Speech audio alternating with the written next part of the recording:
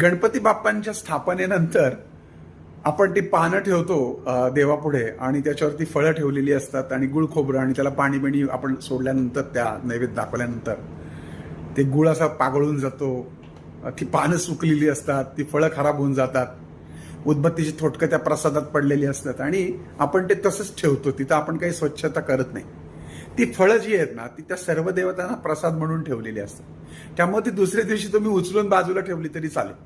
एक पान विडा, पैसा सुपारी, खारीक खोबरं, हे सगळं तुम्ही, बदाम, हा 1 रुपयाचं नाणं, हे तुम्ही जी आपण छोटी देवता ठेवणार आहे गणपती धातू स्वरूपातला, त्याच्यापुढे तुम्ही ठेवा आणि रोजच्या रोज बदलला तरी चालेल. एकदाच ठेवला आणि जोपर्यंत देवबाप्पा बसले तोपर्यंत त्याला तेच नाही दाखवायचे. तुम्ही रोज बदलू शकता आणि नाही बदलायचं तर पहिल्या दिवशी ठेवून तुम्ही ते उचलून देखील ठेवू शकता. गणपती बाप्पांपुढे ते प्रसादाला मुंग्या लागणं, भोरा लागणं, या गोष्टी मात्र टळल्या पाहिजेत. नाहीतर मग बाप्पाचा प्रसाद आपल्याला कसा मिळणार?